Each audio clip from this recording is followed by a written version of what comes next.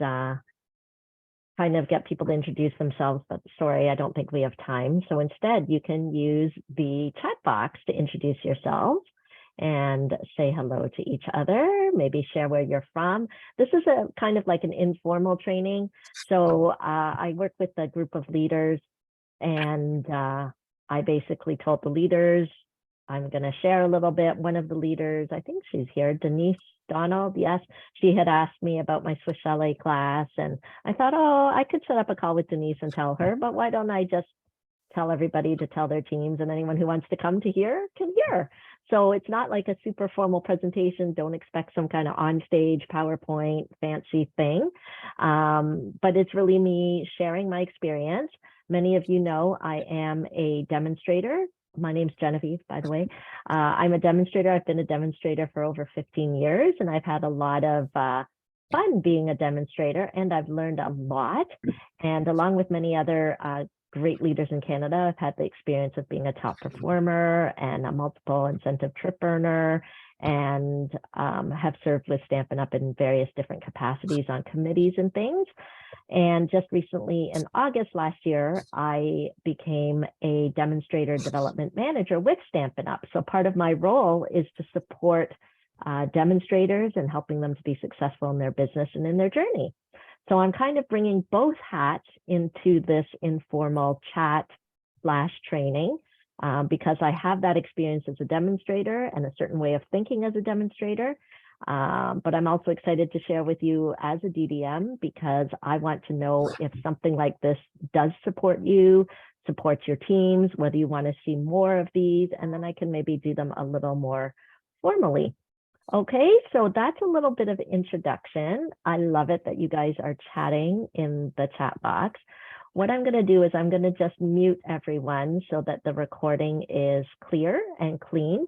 But of course, if you want to share anything, you can unmute yourself and chat, or you can use the chat box. I encourage connection. Okay, so as I told you, this kind of came about as I was casually talking about my Swiss Chalet class to somebody. And so it was a good practice for me to sit down and write some notes about why I love it so much and the thinking process that came, that started with having this happen. So history, because nothing will make sense without history. History is that I have really been reflecting recently on what it means to go back to the foundation of being a demonstrator. And to be honest, the reason why I'm going back to that place is because my life has changed. I used to be a full-time demonstrator. Now I'm a full-time DDM, and that has to kind of take priority. I have a family with 3 children. They're older, but still requiring attention. And so, but I did not want to get rid of my demonstratorship. Like that was a non-negotiable because of the amazing friendships, people that I've met, and yeah, lots of different things. So I thought, how am I going to keep being a demonstrator while working full-time, while making sure I'm making my family a priority? How much time does a girl have in a day? So I reminded myself that everybody has exactly the same amount of time. Everybody has 24 hours in a day. And it's how we use that time that can make a difference. So that got me thinking about, okay, when I first started as a demonstrator, what were the things that helped me grow? Because just like everybody else, like even though I was, you know, a top performer, a very successful demonstrator in the eyes of other people and all of that, I started out just like everybody else, buying the starter kit and having 0 customers. So I went way back and started thinking, how did I grow my business? What were the things that were the most impactful? And I thought about that. And I also thought about my why. So my why, I do have a mission statement for my business. So if you don't have one, I encourage you strongly to write one and to take the time to reflect on what your why is and have it be something that you can actually write down, that you can say in just 1 or 2 sentences. Keep it simple.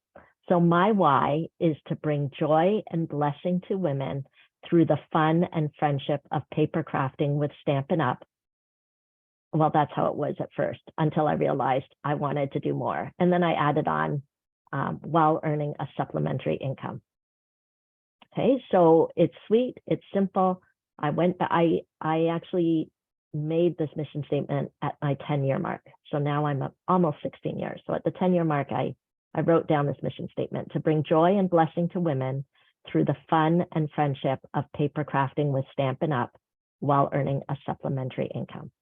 Okay, so as I'm doing all my reflecting, how am I going to keep my demonstratorship? Like, what's going to go on here? I'd really like to keep earning the trips. I don't know if that's possible. Okay, let me just focus. Why am I a demonstrator? So I went back to my why. I also went back to my statement of the heart: to love what we do and share what we love as we help others enjoy creativity and worthwhile accomplishments. In this, we make a difference. So that's the mission statement for Stampin' Up! You'll see that written in lots of places. They talk about it all the time.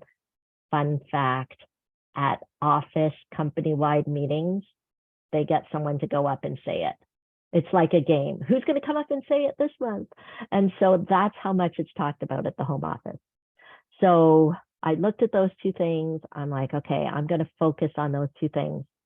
And I realized that as I looked at my business, as how it's gone, the only way to continue to make a difference in people's lives is to continue to find new people to share with and to impact. Because if we always stay with the same people, I'm sorry to be a downer, but sometimes they'll move away, they'll pass away, something will change in their life where they're not able to shop with you or come to your classes anymore. So unless we're very intentional about finding new people, things go backwards and you're not able to make as much of a difference because you have people are leaving. There's just not as many in your community. So then I realized, okay, I've got to get back to the basics of finding new people. Let me think, what were the things that were tried and true for finding new people? So I started thinking about, how do I find new people? And how do I, well, there's new people that stamp with me, but also new people that will place orders, right? They're kind of quite linked. So I was thinking, how do I find new people at the same time? How do I help them to place orders to help my sales and to keep me in business? Because if I'm not in business, I can't make much of a difference with my business. So I thought about it. Friends bringing friends. That has been one of a tried and true way that I've met people in my business.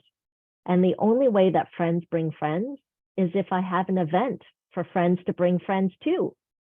Because I could have a friend, we could be friends on Facebook, we could like pass each other in church and talk to each other, but they have this whole network of friends that I don't get to meet unless they bring them to an event.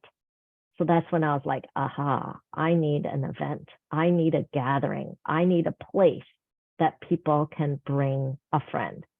So that's ruminating in my head. Okay. The other way that's been very successful for me over the years, and it's really the same thing, friends bringing friends, is hosted events where somebody else is inviting their friends and I come and I'm the entertainment. Okay. I'm their activity for the afternoon. Okay. So that has been huge in my history.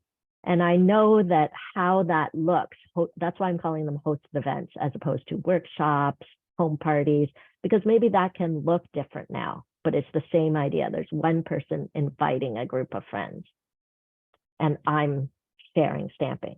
Okay, so friends bringing friends, I need an event, hosted events, and then I put craft shows. I can remember several craft shows I did where I met people that eventually funneled into my business. But I detest craft shows. I'm just being totally honest. It's like a whole day. It's all this prep. You're standing at a table so vulnerable in front of strangers. But I couldn't deny that I met people through there. But I just put in brackets, like, I don't tend to sell things there. It's not like I'm selling a bunch of Stampin' Up! Product from the catalog. So it didn't really help my sales, but it is a tried and true way. So I kept it on the list. And then Facebook. So through my Facebook Lives, Facebook Boosts, I have met some people. But again, usually right at the beginning when I'm first meeting them, they watch my videos for a while before they tend to shop. So I put in bracket, no sales next to that too, because to me, 3 years later, that's too long. I'm working for Disney World here, so, or Mexico or whatever it was at the time. I'm like, okay, it's fine. So I kept it on my list because it was a tried and true method, but just remembering it's not a fast method for me. So then, okay, I've got friends bringing friends, hosted events, craft shows, Facebook.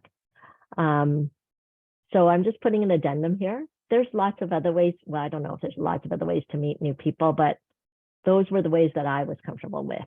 You may hear about demonstrators who get new customers through Pinterest or YouTube Lives or all this stuff. I don't disagree. I just knew that I'm not in a place in my life where I can learn something new and be super effective at it and get results fast. So I knew I had to do something that I was familiar with before and that was easy to implement, because I don't have hours in my day to implement something from scratch. Okay, so you can tell, maybe this is not a formal training. This is Genevieve talking about her life. Okay, but please feel free to write in the comments any questions if anything's not clear. And you're hearing about my thought process, because I could not go in and start talking about my Swiss Chalet class without you understanding the thought process that happened before. So I thought about it and I was like, okay, I have to get back to this monthly card class idea. I used to have them. It was always the last Wednesday of the month in this church basement that I would rent. I used to have them before the pandemic, but then everything got messed up with the pandemic. So I stopped doing them. You know, I wasn't paying rent there anymore. Anyway, so I was like, okay, I got to go back to that monthly card class. But a few things have changed in my life and in the world. I just wasn't 100% convinced that people would drive 30 or 45 minutes for like a 2-hour class at night, especially in the winter, in the dark. I feel like people have gotten, and I could be wrong, but I feel like people got really comfortable at home during those COVID years. So I was like, And then plus, now that I'm not working my Stampin' Up! Business as much, and I just wasn't convinced that I wanted to pay rent for a location, because I didn't know how many people were going to come back to my classes after this long pandemic thing. So I'm like, I didn't really want to pay rent. I didn't really want people in my house, because I had this strange situation that happened before the pandemic with someone in my house. So I'm like, I'm not sure. And plus, because I was thinking of friends bringing friends, or say I do something on Facebook and someone wants to come. Isn't it weird? Oh, she has a business, but then she wants me to come to her house. Like, isn't that weird? Like, I just thought, what can I do to make it more accessible for new people to come? So then I'm like, okay, don't want it in my house. And I don't want to spend hours designing. I don't have hours. I love to stamp, and my style is sweet, simple, and happy. So I just like to stamp simply, and I didn't want to get too complicated. And I wanted something that was comfortable, that people could bring friends. So super fancy fold, 10,000 steps, 600 layer cards are not conducive to new people anyway. So that's fine. And I wanted to emphasize the value of gathering, because when I look back at my why, it was about the fun. It was about the friendship. It was about the power of being together. And so I knew I wanted to do something in person, because I had those pandemic years. It was fine, but I felt like I was missing something. This was me personally. I felt like I was missing some connection. So that helped me. I thought, what am I going to do? How am I going to bring back my card class with all these challenges? I don't want to pay rent. I don't know if people are going to drive a long distance. How am I going to make it fun and it's not just a class? And then I went out on a date night with my husband to the local Swiss Chalet. And we go to the Swiss Chalet regularly. It's in our neighborhood. And I'm like, it's always empty in the dining room. I'm glad they stay in business. I think they have a robust takeout section. And, it was just a large dining room. And there's hardly anyone in the back. And so I screwed up on my courage. I was kind of saying to my husband, I'm like, oh, maybe I could do a class here. And he's like, just ask. And then I was like, I don't know if I can ask. This is really weird. What am I going to say? So I just asked the waitress. And what I said is, hi, I run a local business in the community. I've been doing it for the past 15 years, and I run card classes. Would it be possible to run a card class here in the restaurant? And of course, the waitress was like, I don't know, I got to talk to my manager. So then the manager came and then the manager started serving us. I didn't know she was the manager. She didn't say anything to me. And then finally, so I had to ask again. I had to screw up my courage again. And I was like, did the waitress mention to you the other lady I'm interested? And she's like, oh, yeah. So she was waiting for me to bring it up again. So then I said, whatever works for you, whatever time works for you. I know sometimes the restaurant's more busy. And so then she said Tuesday mornings, Tuesday afternoons for lunch. And I'm like, okay, I'll try it. And so what's your name? So right away, I got the manager's name. I got the phone number for the restaurant directly. And then I just decided to do it. I didn't know what it was going to look like. I didn't know how it was going to go. I didn't know if anyone was going to come. So I want you to understand, I love this class now, but I don't love it because of the magic of Swiss Chalet. It's not Swiss Chalet that's the magic. It's the fact that I was able to find somewhere rent-free that makes it fun for people. Because in our neighborhood anyway, everybody knows Swiss Chalet. I know like in Quebec, they have Saint-Hubert, or I don't know, in your town, maybe you have something else, another chain. But I knew if I invited people to a class at Swiss Chalet, everybody would understand what to expect, because that's always a barrier for new people, just so you know. The barrier is that they don't know one barrier, there's many barriers for new people, but one of them is they don't know what to expect.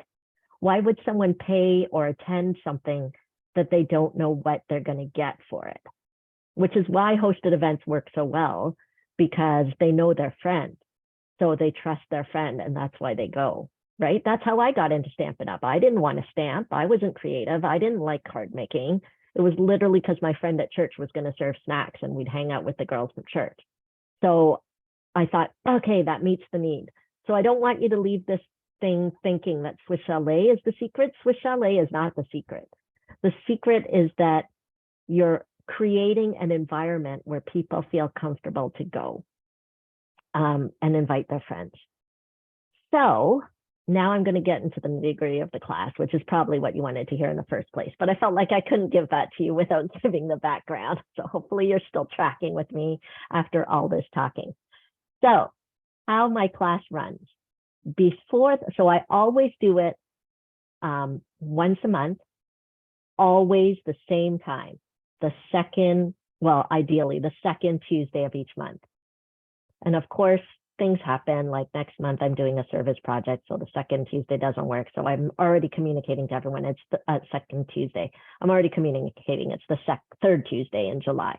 But anyway, once a month, I'm going to try. So anytime I try something new, this is another little tip for you. It takes so much effort to try something new. You got to stick with it for 6 months to a year, because that gives you time to tweak it and make it better. And it gives you time to learn. So when I knew I was going to do this, I knew I wasn't doing it once. I knew I wasn't doing it twice. I knew I was going to do it at least 6 to 12 times. And this is before I even knew if anyone was coming. I had just already made that commitment in my mind. Okay, so before the class, I designed 3 simple, easy cards. Easy doesn't mean that there's no big cut and embossing. I just do it ahead of time so that it's already done for them. Then I post on social media. I usually create an event on Facebook and say, I call it Lunch, Laugh, and Craft. Okay, you can call it whatever you want. I call it Lunch, Laugh, and Craft. I put the date. I post it on Facebook. I've even tried to boost it a couple times, so I'm paying Facebook to show this event to people. I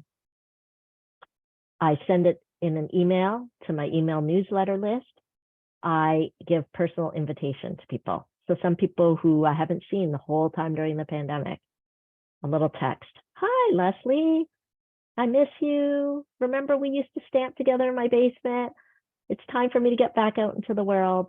I'm trying this class, Lunch, Laugh, and Craft. Can you come? Here's the date. Here's how you register. And I set up a registration link. Okay, so I do this all beforehand. And I charge $20 per person for 3 cards. And so just because of Stampin' Up rules, pay me on that link because, well, I guess, I don't know.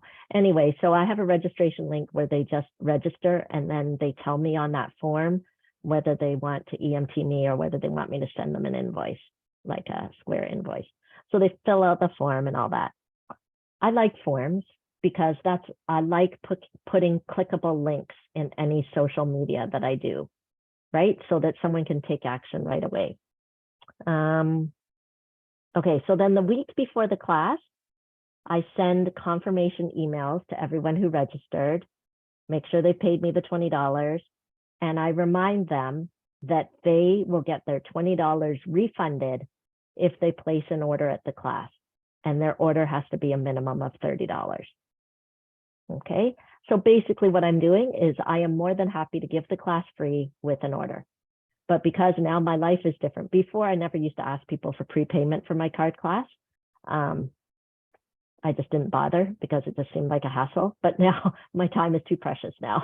If I'm going to cut, they better have paid me. So I just changed the format a bit. You can do it free with an order if and not have them pay and just have them place an order at the class. It does work pretty well still.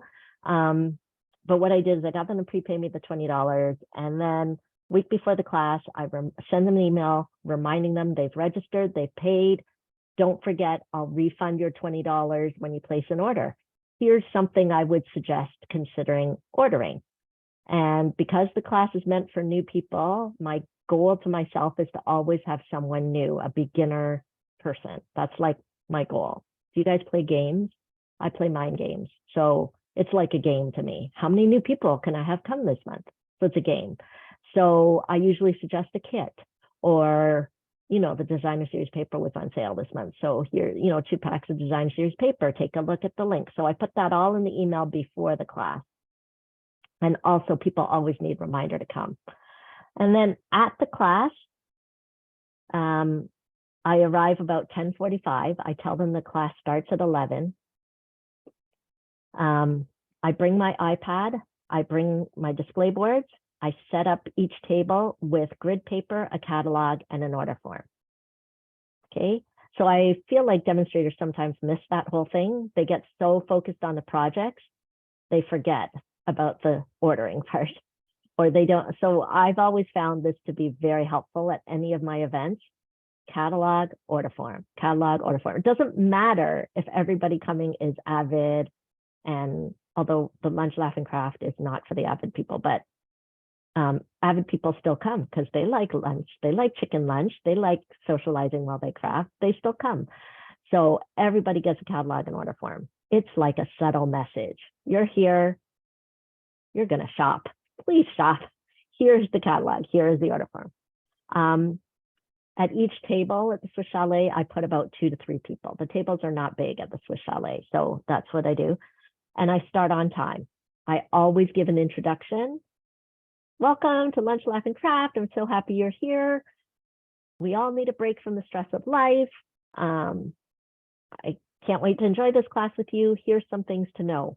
You get your $20 refunded if you place an order today. Let me tell you what are some great things to order, but if you need any help, I am here to help you. And I will tell them anything I need to tell them about the cards, but usually there's nothing to tell them about the cards because they're pretty straightforward. And then so far, I haven't had more than 3 groupings of tables, so that I have 1 bucket per table.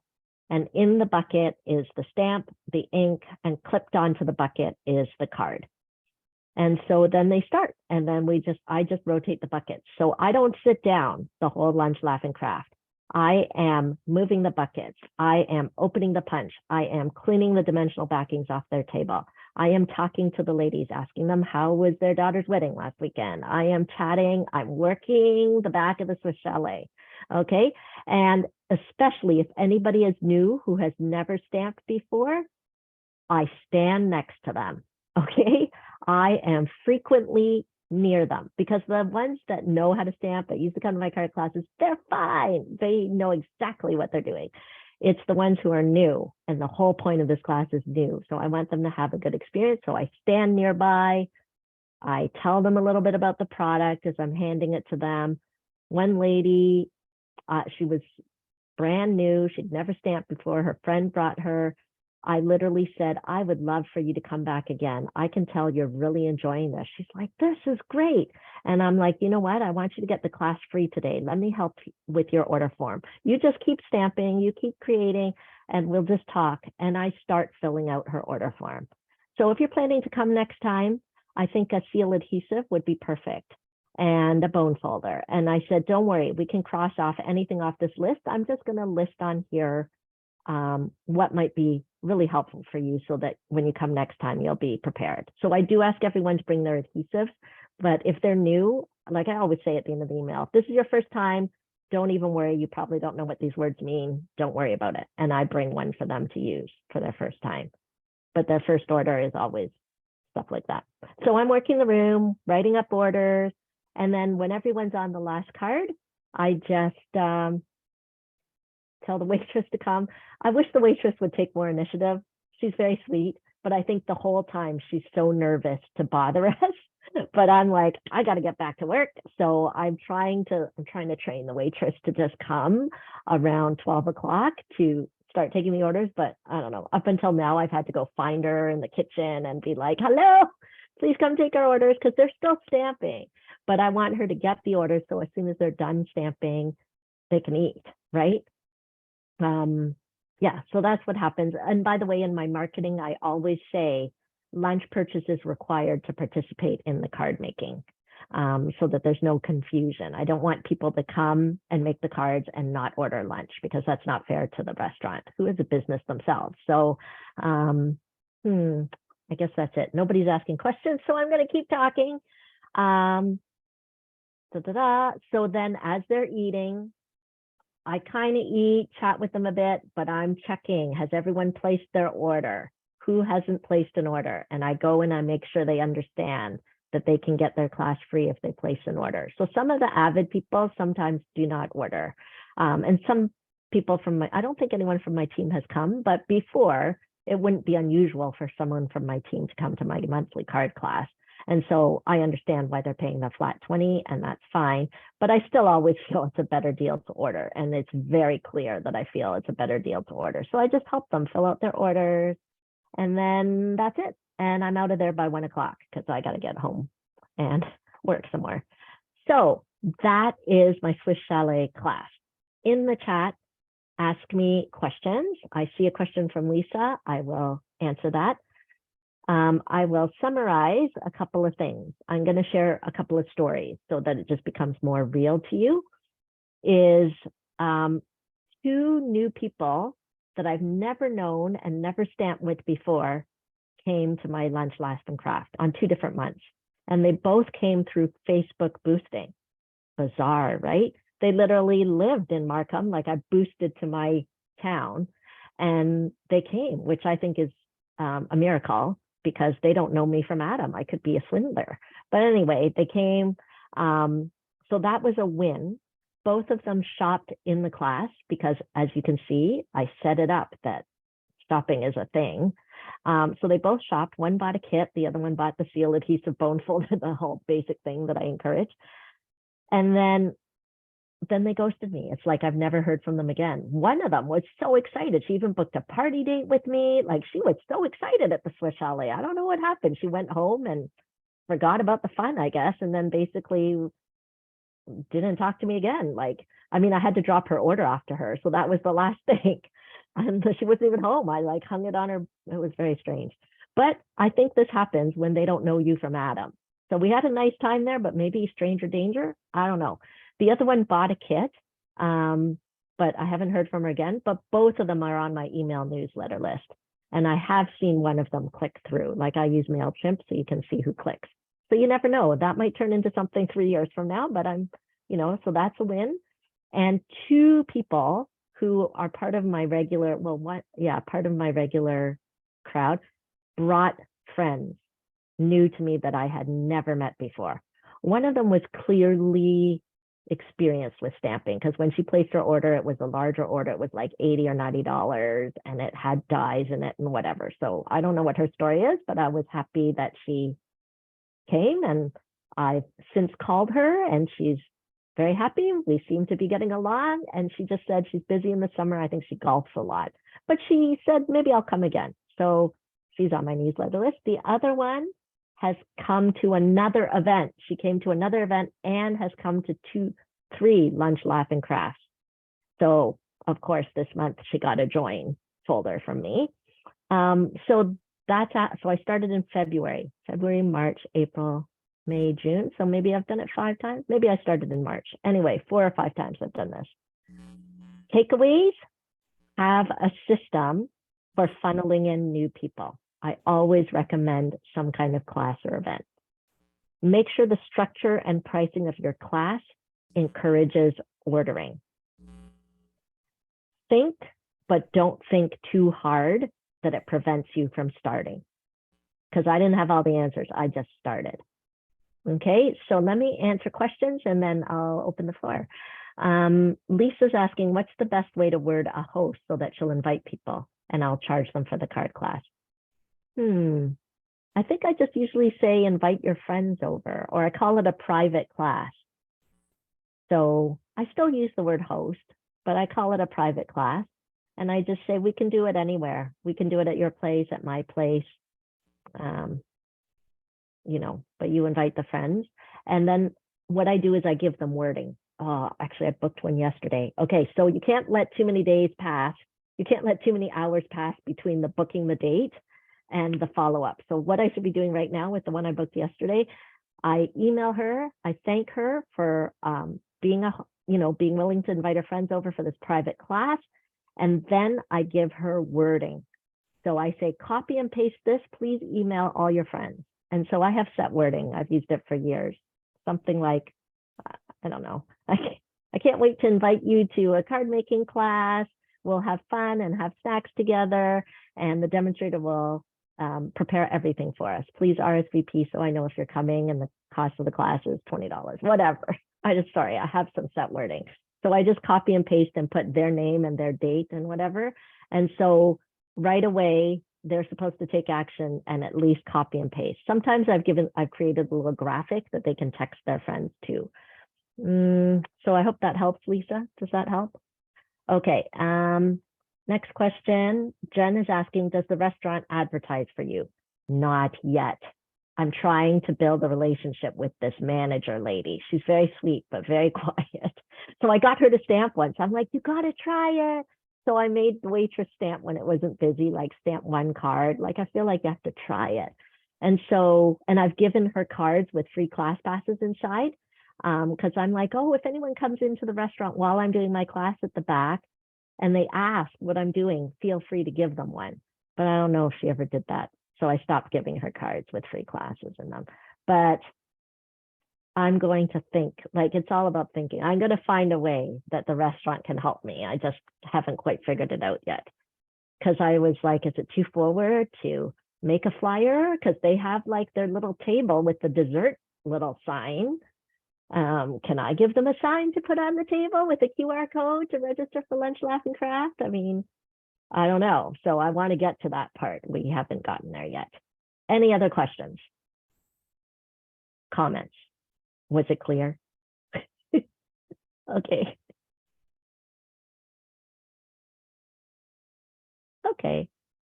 If not, we can end this. Oh, but I would like to hear, if I was really in my DDM role, I'd have a survey for you to fill out to help me decide if I should do these kinds of trainings more frequently for Canadian demonstrators.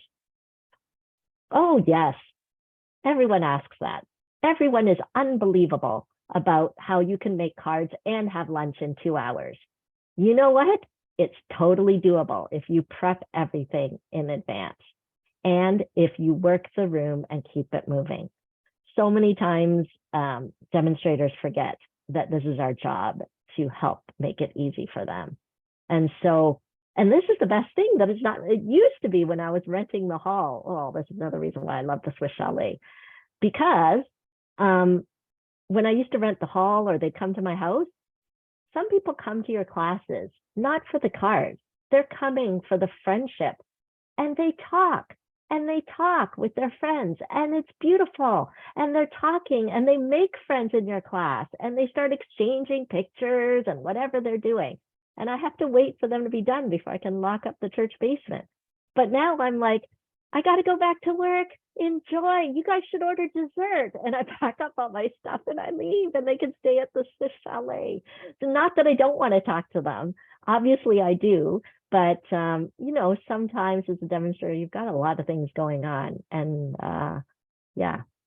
Okay. Any other questions? Okay, you like these. Okay, that's good. I'll get it more formalized. I'm just testing right now. Because in the formal DDM Stampin' Up! World, like I'll probably have to put current updates and go through the communication team and everything. But I was trying this grassroots way first. They do their own stamping, but you do embossing. Right. So maybe I should show you some cards. Where's, oh, I didn't even unpack from my one on Tuesday. Please hold. I will get the cards. Okay, so I can even show you the buckets because they're still in the bag. It's Friday. I haven't unpacked from my class on Tuesday, but nobody's concerned. Okay, I have to take off my blur. Don't look at the mess. There we go. Okay, see? Father's Day card. Does this not showcase the DSP? So all my regular stampers that were at the class, of course, they took advantage of the sale. So at the end of the class, I had like a $200 order to go in, which is better than 0 orders if I hadn't done the class. Okay, so I pre-die cut those things. I pre-die cut. Literally, it's one stamp and they glued it down. Okay. Jen, can you spotlight yourself so that it's clearer for us to see? That's brilliant. Very good.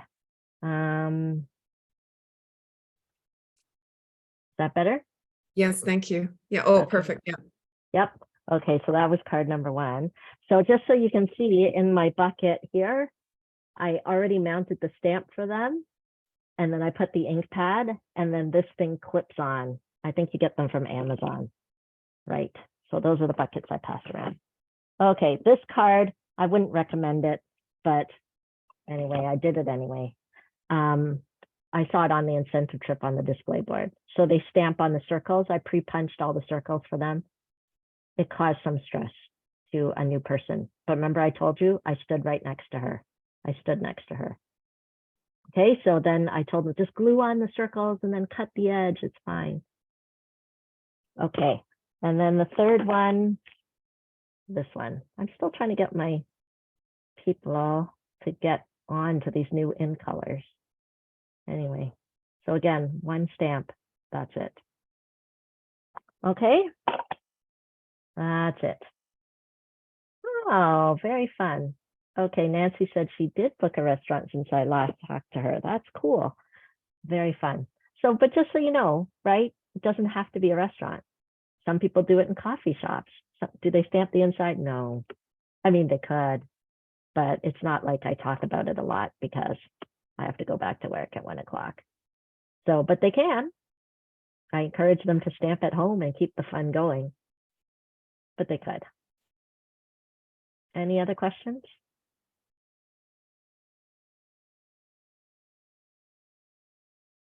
Okay, I'm glad you enjoyed the training.